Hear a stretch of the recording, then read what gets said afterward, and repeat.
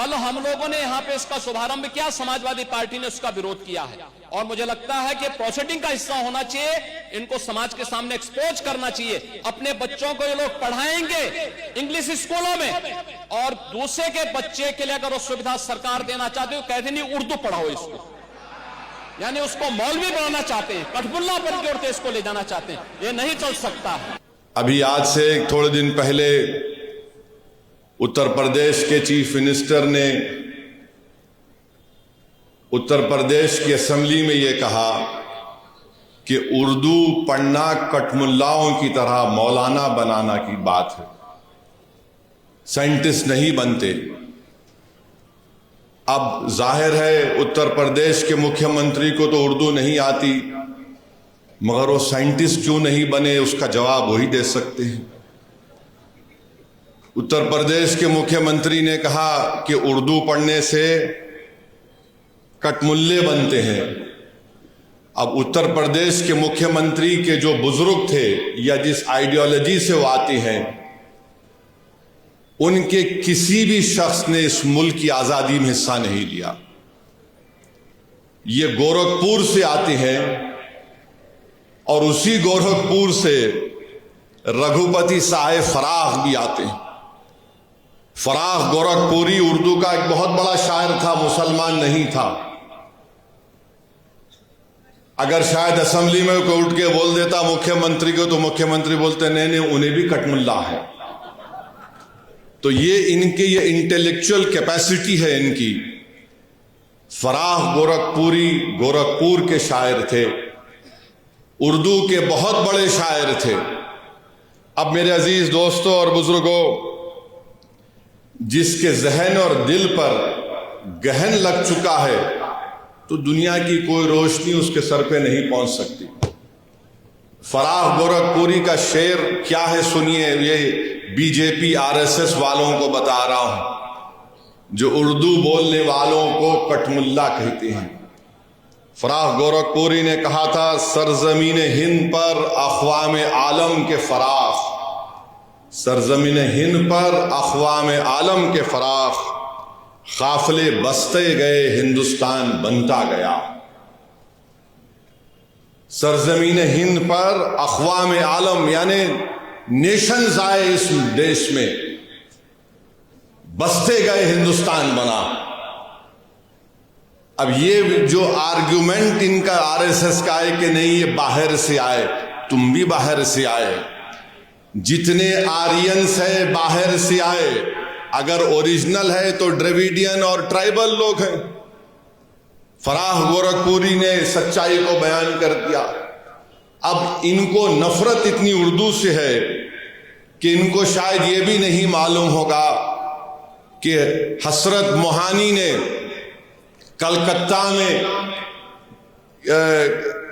अंग्रेज लीडर कौन था, मॉन्टेग्यू के खिलाफ हसरत मोहानी ने नारा लगाया था।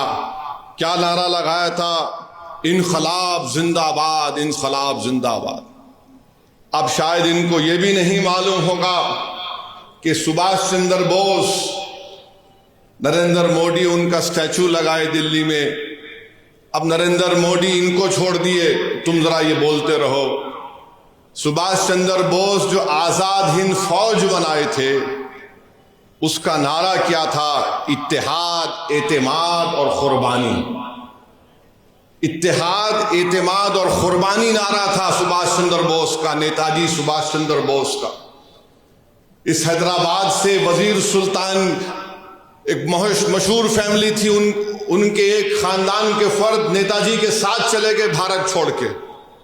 इसी मुल्क में हैदराबाद के सफरानी साहब थे, नेताजी के साथ चले गए। ये नहीं मालूम शायद मुख्यमंत्री को, तो यहां हैदराबाद से हम मुख्यमंत्री को ज्ञान दे रहे। राम प्रसाद बिस्मिल को इनको नहीं मालूम होगा, हिंदू थे। उन्होंने कहा था कि सरफरोशी की तमन्ना अब हमारे दिल में है। तो यही सरफरोशी की तमन्ना अब हमारे दिल में है कहकर भगत सिंह फांसी के फंदे पे चढ़ गए। और यही उर्दू के लफ्ज को अल्लामा काफी रहमतुल्लाह अलैह, जो मुरादाबाद के थे, अंग्रेजों के खिलाफ खिलाफ जिहाद का फतवा दिया था मौलाना काफी ने। जब 2 दिन में अंग्रेज जज ने उनको 2 मई को ट्रायल शुरू हुआ, 4 मई को उनको फांसी की सजा दे दी गई। और मौर्रिख ने लिखा कि अल्लामा काफी के ऊपर इस्तरी गरम करके उनके जिस्म पर चुरके दिए जाते थे। वो अल्लामा काफी जब फांसी के फंदे की तरफ जा रहे थे तो उनके उर्दू के अशार नातिया उर्दू के अशार थे। उत्तर प्रदेश के मुख्यमंत्री, आप उत्तर प्रदेश के मुख्यमंत्री हैं, मौलाना काफी मुरादाबाद के थे। फतवा दिया अंग्रेजों के खिलाफ जिहाद का, कठमुल्ले तुम बोलते ना। क्या कहा था अल्लामा काफी ने? कोई गुल बाकी रहेगा ना चमन रह जाएगा, पर रसूल अल्लाह का दीन हसन रह जाएगा। अतलस व कम ख्वाब की पोशा पर नाजा ना हो तुम, इस तने में जान पर खाकी कफन रह जाएगा। नामे शाहाना जहां मिट जाएंगे, लेकिन यहां हशर तक नामो निशां पंजेतन रह जाएगा। ये मौलाना काफी उर्दू के नातिया कलाम पढ़ के मुख्यमंत्री फांसी पे चढ़ गए, आपको नहीं मालूम। और फिर वहीं पर जोश मलियाबादी, इनको मालूम ही नहीं, बस उर्दू से दुश्मनी है। और फिर ब्रिज नारायण चक, बस ये भी हिंदू थे मुख्यमंत्री। इन्होंने क्या लिखा है? ए खाके हिंद तेरी अजमत पे क्या गुमान है, दरियाए फैज खुदरत तेरे लिए रवा है। ये ब्रिज नारायण ने लिखा उर्दू में। फिर आज इन्हीं की ये बात, फिर मुजाहिद आजादी मौलाना शौकत अली खिलाफत तहरीक में बहुत बड़ा रोल उनका। राउंड टेबल के लिए बरतानिया गए तो मौलाना शौकत अली ने कहा कि अगर मैं हिंदुस्तान को आजाद नहीं कराऊंगा तो मैं भारत को वापस नहीं आऊंगा। जब भारत से गए मौलाना शौकत अली तो बैतुल मुक़द्दस में उनका खैर मुक़द्दम हुआ। 2 लाख लोग मौलाना शौकत अली के इस्तकबाल के लिए बैतुल मुक़द्दस को आए थे। उसके बाद वो बरतानिया गए, राउंड टेबल कॉन्फ्रेंस हुई। उनका एक मशहूर तकरीर है, रामपुर के थे मुख्यमंत्री मौलाना शौकत अली, आपको नहीं मालूम होगा।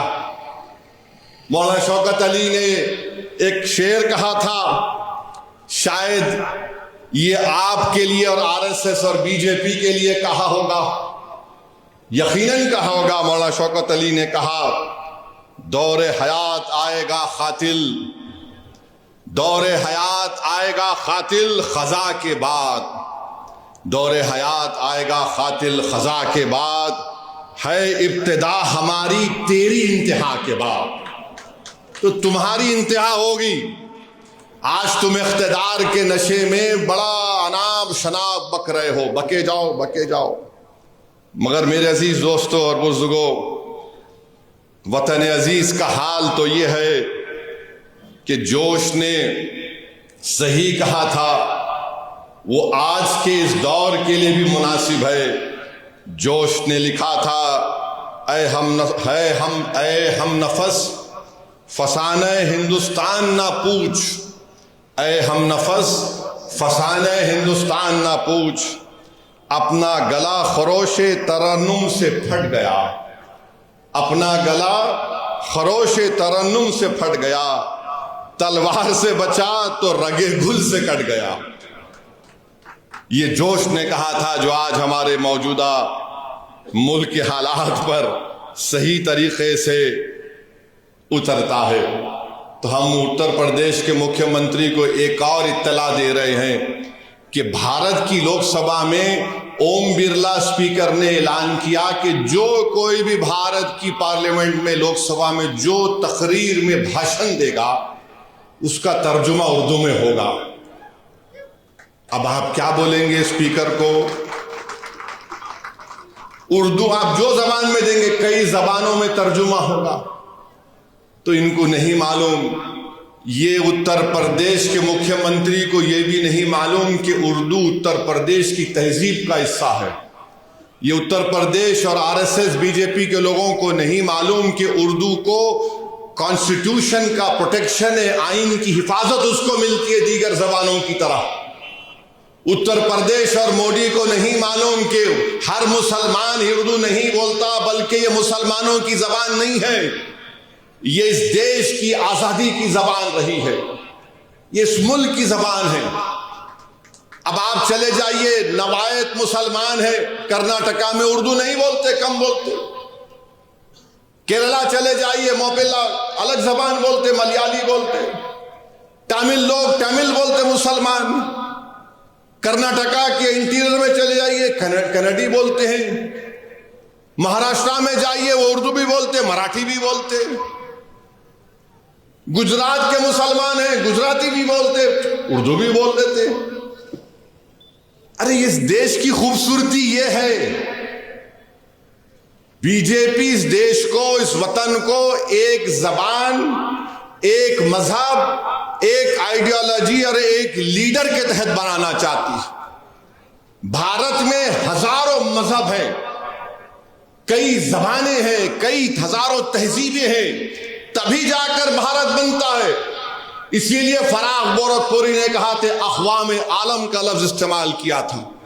अब इनको समझ में आया नहीं आया नहीं मालूम, मगर हमारा काम यह है कि इनको समझाना और इनको बताना कि उर्दू से दुश्मनी करना जिद्दोजहद आज़ादी से दुश्मनी करने के बराबर है।